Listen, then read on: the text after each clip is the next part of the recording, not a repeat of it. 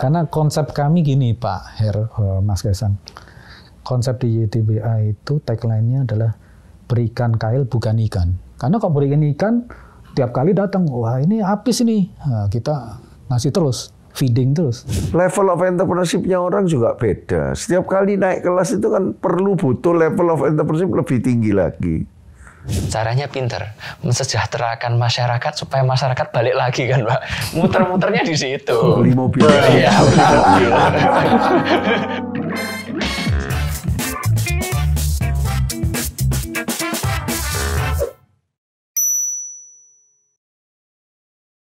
Welcome back to Change the Game, Win the Game. Saya Hermawan Kartajaya bersama Mas Kaisang Pangarep yang smart dan lucu.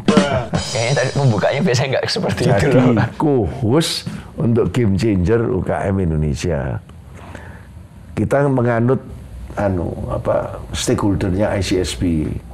Internet Consult Small Business 4 yang kita undang sini 4. Ya, Bapak mewakili pembina. Kalau YDBA itu ketua Yayasan Dharma Bakti Astra itu karena Bapak memang membina, terus terang membina UKM supaya naik kelas kan. Nah, kita tujuannya memang 4 stakeholder ini, bukan itu tok, tapi ada government, makanya ada menteri kita undang, korporasi kita undang. Bapak bukan mewakili korporasinya, tapi pembinaannya dan juga peneliti dari universitas. Dan hari ini Pak Sigit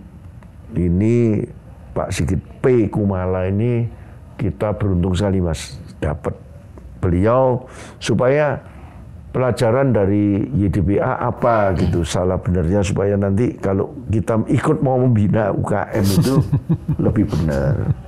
Pak, ini naik kelas itu orang ngomong naik kelas semua. Kalau buat YDBA apa sih artinya naik kelas itu, Pak? Nah, begini, kalau yang kami kan punya blueprint-nya ya Pak Her ya, sama Mas Kaisang. Jadi blueprint kami itu dalam pembinaan UKM kami bagi 4 kelas. Dari level pemula, level madya, level pramandiri, sampai level mandiri.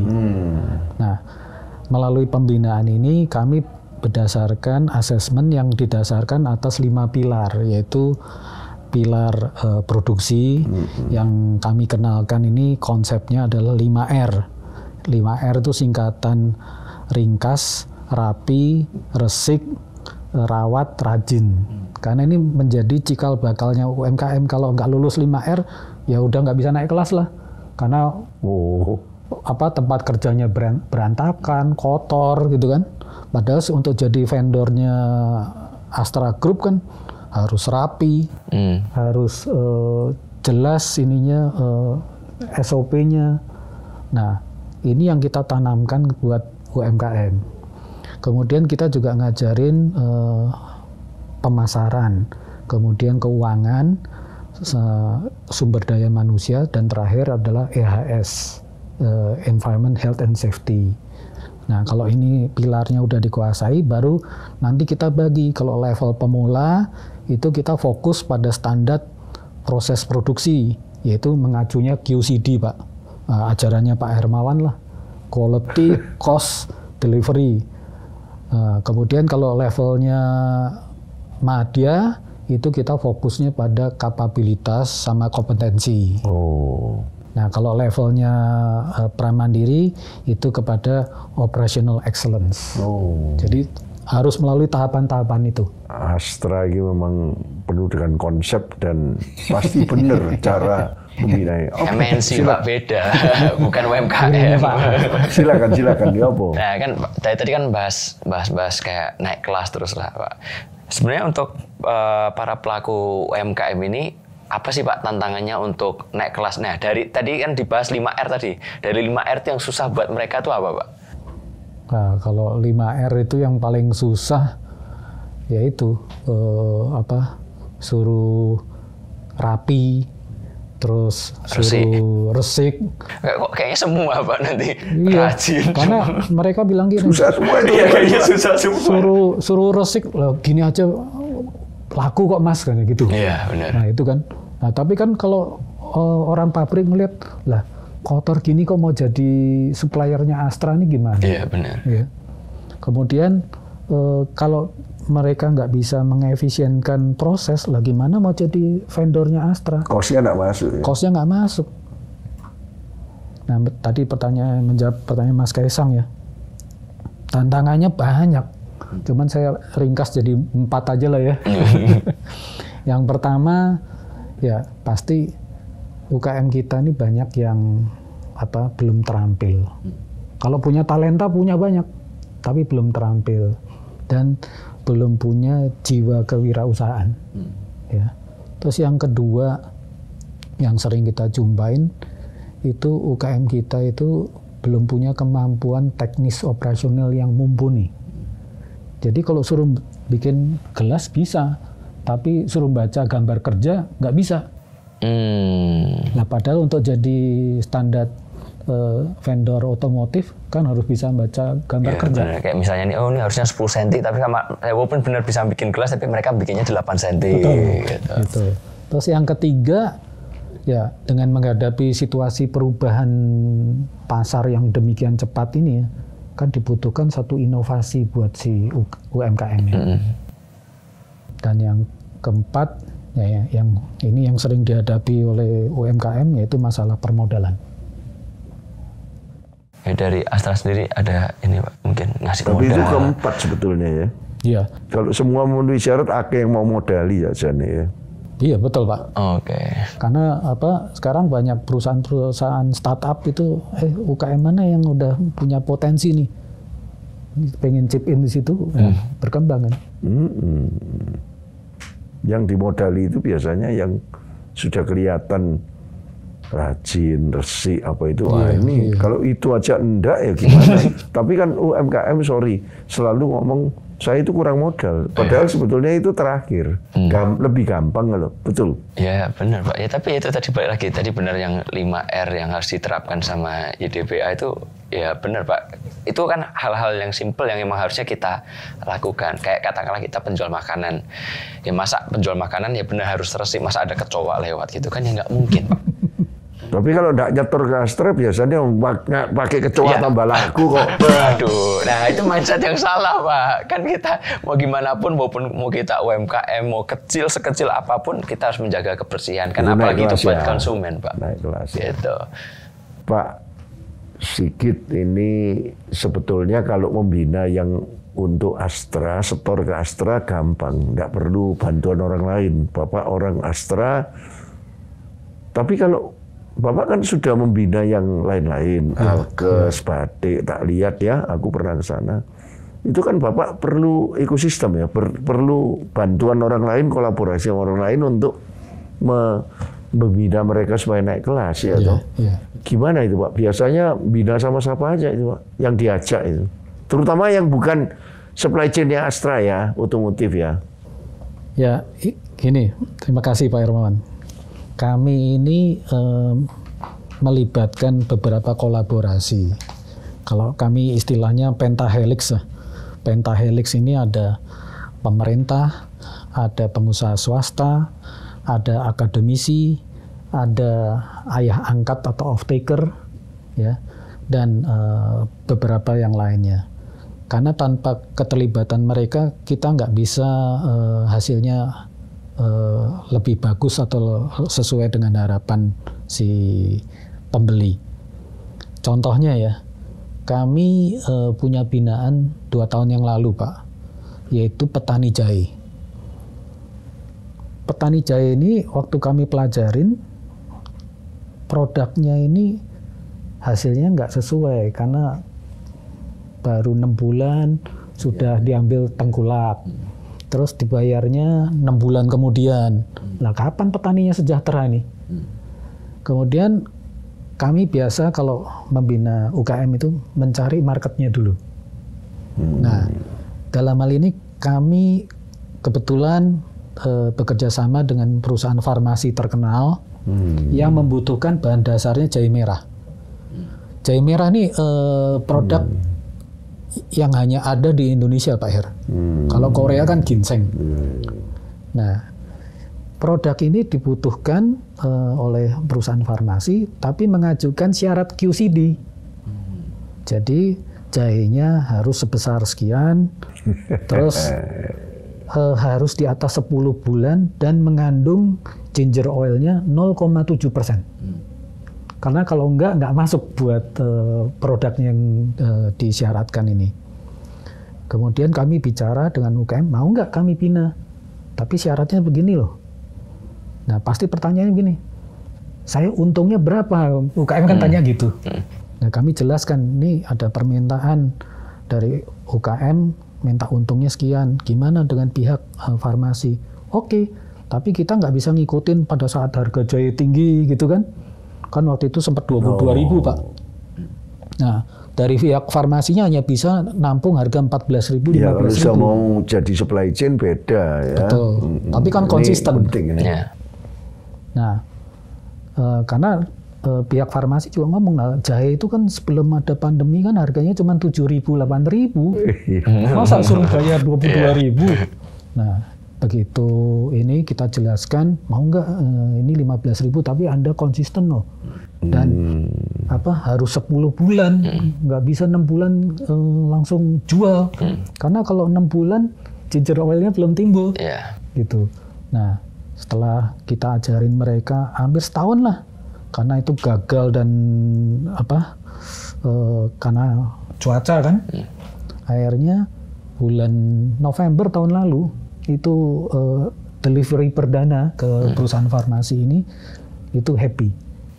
Jadi perusahaannya juga happy, yang sebagai ayah angkat, petaninya juga happy.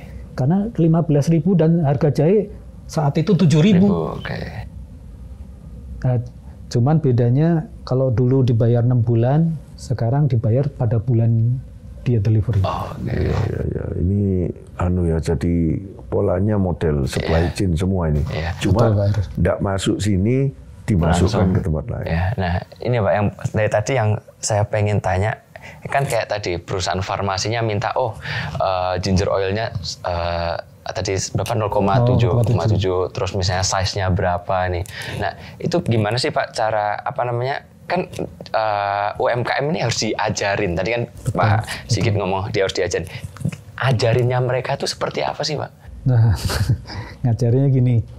Kita juga YDBA kan karena Astra taunya ngelas, bengkel, masang skrup tahu Pak ya. Tapi begitu masalah jahe, kita panggil expertnya. Nah, perusahaan farmasi ini datang bawa bibit, ya diberikan secara free. Kemudian dididik cara nanamnya. Ini harus kadar airnya berapa, terus cara pemupukannya. Great. Nah itu nggak bisa diberikan training 1-2 hari. Itu benar-benar ada pembinaan yang terus. Betul. Makanya tugas berat kami itu kalau melakukan pembinaan ke UMKM, itu begitu training hari 1, hari kedua mereka sudah bertanya, loh ini kapan kerja di lapangannya? Karena udah pusing di kelas terus. Benar. Gitu. Enggak, tapi emang kayaknya dari YDBA itu Pak, yang susah tuh kayaknya bukan susah jualnya, susah membinanya. Cari market saya pasti yakin lah Astra punya market segitu besar, cuma emang membina yang di bawah itu yang. Nah Pak, melanjutkan yang tadi, ini kan berarti kayak YDBA kan punya ekosistem nih Pak. Apakah ekosistem yang dipunyai YDBA seperti YDBA ini bisa bisa dikelola juga nggak sih Pak, misalnya sama pemerintah lah atau kayak perguruan-perguruan tinggi? Karena kan kalau misalnya YDBA melakukan sendiri bisa, saya yakin bisa, cuma mungkin kan skalanya kan nggak bisa besar. Nah, apakah ini diadopsi dan bisa membuat skala jauh lebih besar? Itu kan juga bagus buat para UMKM juga kan Pak? Kalau itu pertanyaannya, jawabannya pasti bisa. Cuman itu tadi, kita harus melakukan kolaborasi. Nggak mungkin ini dilakukan semua oleh YDBA. Jadi harus dengan pengusaha swasta yang terkait ya, tadi kayak perusahaan farmasi, kemudian dengan pemerintah. Pemerintah ini bisa dengan kementerian, dengan lembaga maupun dengan Pemda setempat. Karena ini penting. Kalau kita udah masuk ke suatu daerah tapi nggak disambut sama pemdanya, nggak sukses. Kemudian dengan akademisi, karena bagaimana cara nanam jahe tadi, kita melibatkan beberapa perguruan tinggi. Kemudian kalau dengan perkebunan kita juga melibatkan dengan beberapa universitas ya. Kemudian dengan ayah angkat atau off-taker. Ini penting karena kita produksi ternyata off-takernya bukan begini yang saya minta. Nah ini kolaborasi ini yang kita harapkan berjalan dengan baik. Dan yang paling penting pembinaan UMKM ini bukan sifatnya jangka pendek, jangka menengah. Jadi sering saya ngelihat beberapa perusahaan atau kementerian itu melakukan pembinaan UKM, training hari pertama, hari kedua, setelah itu ya silakan. Ya itu kan ini Pak, balik lagi. Yang susah kan pembinaannya. Betul, 1 hari 2 hari udah selesai kok nggak capek Pak.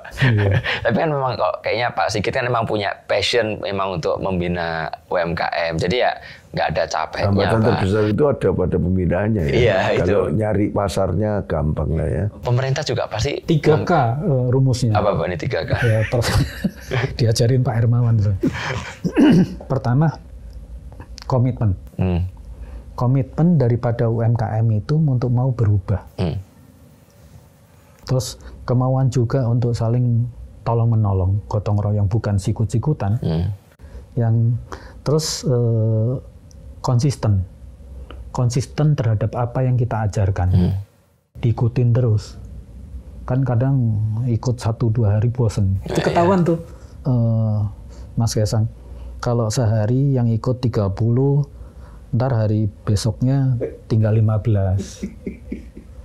Ntar hari ketiga, kalau udah stabil, padahal gratis itu ya. Gratis Pak. Gratis ya dimintain uang transport. Ini kok saya ini waktu saya ini banyak padahal ya kayak gitu. Tapi dengan hal ini Pak kan berkurang, itu kan juga mengkurasi juga yang serius yang mana itu kan kita jadi lebih ini. Itu Pak. Ya emang ada seleksi alam lah Pak. Karena konsep kami gini Pak Mas Kaisang. Konsep di YDBA itu tagline-nya adalah berikan kail bukan ikan. Apa? Berikan kail bukan ikan. Ya. Karena kalau berikan ikan tiap kali datang, wah ini habis ini. Nah, kita ngasih terus, feeding terus. Ya. Pak Sigit, saya itu pernah ngomong, ojo kabeh dipaksa jadi juara kelas. Ojo kabeh dipaksa jadi naik kelas. Kan enggak semua 1, 2, 3, 4 itu bisa naik kelas terus. Orang kan sekarang yang top ini juara kelas. Naik kelas. Juara kelas saya, kalau yang enggak bisa naik kelas, kan ada yang dibina-bina memang enggak bisa jadi mandiri semua itu. Dari mana? Level of entrepreneurship-nya orang juga beda. Setiap kali naik kelas itu kan butuh level of entrepreneurship lebih tinggi lagi. Orang kalau nggak bisa operational excellence ya nggak usah ya QCD aja. Ya toh nanti operational excellence-nya kita yang lakukan kan gitu. Orang menjadi juara kelas itu lebih terhormat daripada dipaksa naik kelas kemudian jelungup ya toh. Gimana pengalaman Anda di YDBA? Ya banyak sih Pak Her, sering. Atau dipaksa harus juara kelas semua? Oh enggak. Naik kelas semua? Enggak, kita serahkan pada apa yang Anda lakukan sekarang itu apa yang Anda dapat. Gitu. Nggak bisa naik kelas ya sudah. Ya sudah, memang kemampuannya begitu. Ya memang kita harus istilahnya tadi 3K tadi, ketelatenan untuk mendampingin ini. Karena mereka kan kalau udah ikut berapa bulan suka merasa jenuh. Nah kami itu punya LPB, yaitu Lembaga Pengembangan Bisnis yang di daerah yang dampingin dari hari ke hari kepada UMKM nih, ada di daerah ini. Supaya ayolah jangan bosan, jangan nyerah. Kalau mereka ini sudah bisa sesuai dengan harapan kami dan kita kenalkan dengan off-takernya, bahkan kalau di manufacture kita ajak benchmark ke pabrik ini loh. Produksinya kayak gini, karena kalau nggak akurat, yang namanya suku cadang itu kan nggak bisa dibentuk AC atau produk gabungan, itu kan masalah. Nah mereka akhirnya menyadari, oh impact-nya seperti ini, gitu sih Pak. Ya apa, Mas Kaisang? Nah ini Pak, sebenarnya yang saya pengen tanya itu Pak, YDPA itu tujuan akhirnya tuh di mana sih Pak?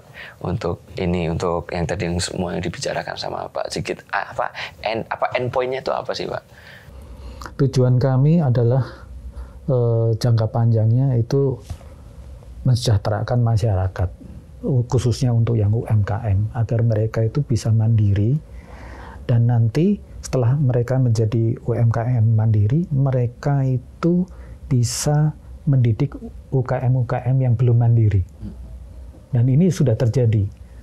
Jadi beberapa binaan kami yang sudah 20-30 tahun yang lalu mandiri, itu sekarang membina UMKM yang pemula ini. Ya, tapi nggak ada misalnya nanti biar kita kaitkan dengan Astra lah gitu. Enggak. Jadi benar-benar murni hanya pembinaan UMKM aja. Karena kami mengacu pada founder kami Pak William Suryajaya, bahwa Astra tidak akan sejahtera sendirian di tengah masyarakat yang tidak sejahtera. Itu benar sih Pak, karena kalau masyarakatnya sejahtera beli mobil juga Pak, beli mobilnya dari Mas Astra. Iya kan benar kan Pak? Iya, that's life. Yeah.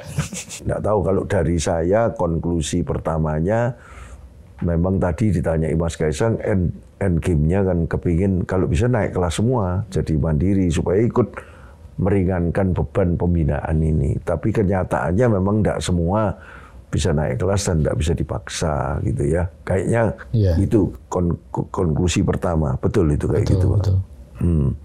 Kalau Mas Kaisang apa konklusi kedua? Pak, dari yang saya kepikiran dari tadi itu 3K. Komitmen, kemauan untuk tolong menolong, dan yang terakhir tadi konsisten. Ini emang harus kita sebagai UMKM memang harus mau nggak mau harus punya ini, kalau mau naik kelas, kalau mau. 3K tadi. Iya, kalau mau kok nggak mau ya udah. Ya itu, jadi akhirnya memang konklusi kedua ini kemauan daripada UKM balik sendiri. lagi, kemauan lagi. Nggak bisa dipaksa ya. Dan memang tadi Pak Sigit tersirat ada hubungannya dengan konklusi kedua, yaitu banyak yang nggak punya entrepreneurship ya. Betul Pak. Terus terang, disebut UKM tapi kasihan pemerintah sebetulnya. Pemerintah itu apapun salah. Lu ini kok nggak dikasih. Iya toh.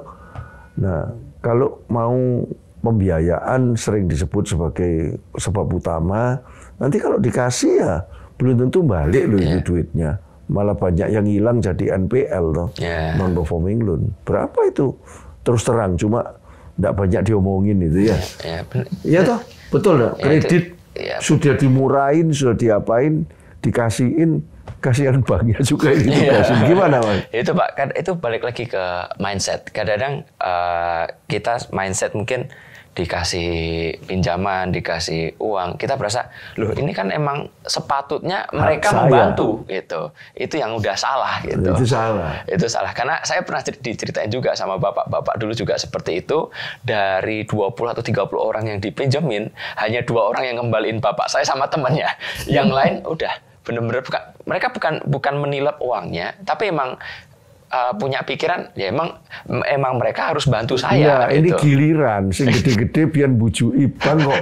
Saiki giliranku sing cilik-cilik untuk ndak kembaliin. Gimana itu? Ya itu Pak, kita ya namanya mindset, mau balik lagi kita harus mau jadi entrepreneur. Kalau kita dapat pinjaman uang ya harus kita kembalikan gitu. Ya, kita karena harus ada rasa tanggung jawab gitu. Kalau enggak kita nggak akan jadilah Pak. Mau naik kelas lupakan aja. Nah, kemudian yang konklusi berikutnya dari saya itu adalah memang korporasi besar ini loh harus niru Astra, catur dharma, yaitu ada 1, 2, 3, 4 yang intinya to be asset foundation. Aku masih ingat loh. Aku sangat Astra ini. Iya.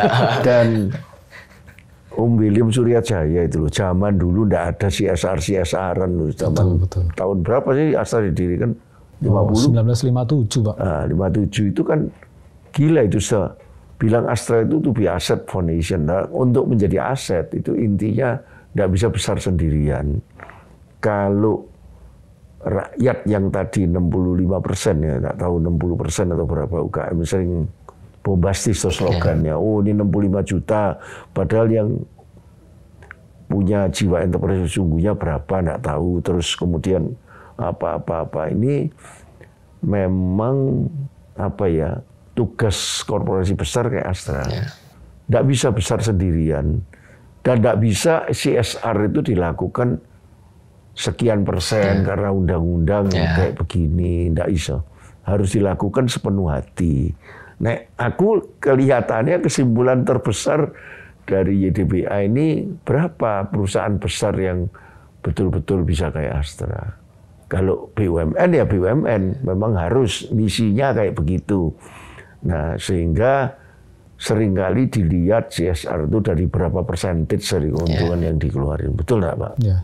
Kalau Mas Kaisang lihatnya gimana? Ya, ketulusan. Itu kadang-kadang mereka, wah yang penting kan karena sudah diatur harus CSR-nya berapa sekian persen, itu yang harus mereka lakukan. Tapi kadang-kadang mereka melakukan itu ya karena bisa dibilang terpaksa gitu. Cuma yang saya lihat dari Astra itu, Pak, caranya pinter, mensejahterakan masyarakat supaya masyarakat balik lagi kan, Pak. Muter-muternya di situ. Beli mobil. Iya, beli mobil. Sekarang nggak beli mobil, dong beli rumah, properti juga masuk. Kan balik lagi semua itu kan ada cycle-nya semua, Pak. Nanti ya itunya situ balik-balik situ lagi. Tapi kan tujuan awalnya tetap harus mulia juga kan, Pak. Maksudnya untuk mensejahterakan masyarakat. Dan konklusi berikutnya kalau masih boleh nambahin, kayaknya Astra ini memberikan contoh. Walaupun susah-susahnya membina UKM, tapi nek ditujukan end game-nya ke arah yang kita ngerti, atau kolaborasi dengan yang ngerti, tadi jahe dan sebagainya, yang kita ngerti kan otomotif itu, lebih gampang membuat mereka jadi supply chain sebetulnya. Dan global supply chain loh, kalau Astra itu, karena otomatis Astra yang ekspor loh. Ekspor sendiri itu loh, ya opo carane, ya sakjane ae. Jadi kalau boleh masih tanya terakhir, karena end game-nya mau disuruh mereka itu jadi supply chain. Makanya kalau nggak ngerti farmasi ya farmasi. Itu berarti Bapak ini binanya ini cuma dibatasi kategorinya apa. Tak lihat batik. Batik itu gimana? Masuk mana itu batik? Kalau batik kami gini Pak, ngajak biasanya ada kayak fashion gitu, kita ajak mereka gimana modelnya, bentuknya apa, terus kayak. Tapi bukan supply chain lagi juga. Nanti akan kita hubungkan nama ini Pak. Oh, tetap dihubungkan. Iya. Saya contoh ini yang baru lagi ngetren, kami punya binaan pisau Pak di Banyumas. Pisau. Ini rekomendasi dari Kemenkop, Pak Teten. Itu di Banyumas ada pandai besi Pak. Konon menurut ceritanya ini warisan dari zaman Ken Arok. Saya nggak tahu benar apa enggak. Terus ini ada potensinya. Nah kami melibatkan Astra Group, dalam hal ini PT Astra Autopart, itu yang jago punya kompetensi bikin materialnya. Oh gitu. Iya. Nah agar produknya nanti masuk di QCD-nya. Nah, terus kami melibatkan UMKM yang di Solo, Pak. Ini binaan kami yang biasa bikin mold atau jig cetakan. Ya, saya nggak tahu, Pak. Urusan kakak saya itu. Nah, ini cetakan ini dikirim ke Banyumas. Nah, ini kan udah produksinya beres. Tapi untuk pemasarannya, saya melibatkan Asosiasi Chef Indonesia. Agar nantinya pisau ini bisa direkomendasikan oleh chef. Inilah pakai pisau ini. Nah, besok saya akan menandatangani MOU dengan Asosiasi Jasa Boga Indonesia. Kan pasti pakai pisau, Pak.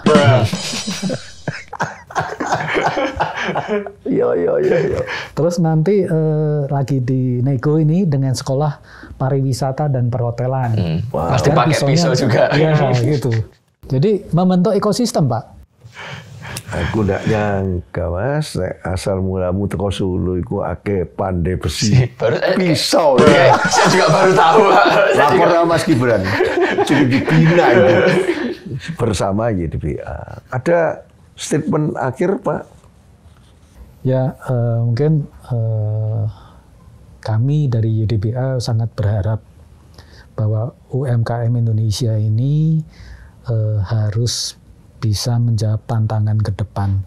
Jangan mudah menyerah, tapi peluangnya cukup banyak dan dengan kolaborasi yang kita ciptakan dengan pemerintah, akademisi, swasta, dan beberapa ayah angkat off-taker ini kalau bisa digabungkan, saya percaya akan membuahkan hasil yang luar biasa dan akan menjadi pemain global. Ya, harapannya sih begitu. Mas Kaisang? Ya ini Pak, saya juga berharap dari YDBA ini dengan pembinaan UMKM, dengan kolaborasi tadi dengan pemerintah, dengan perguruan tinggi bisa mensejahterakan masyarakat, karena tadi kan kita tahu Pak, mau gimana pun UMKM itu harus jadi pondasi ekonomi Indonesia. Termasuk menjadi pandai besi pembuat pisau yang handal yang memenuhi QCD, Quality Cost and Delivery. Pak Sigit ini lain pada yang lain ya. Ada 3K, ono 5R, ono apa nih?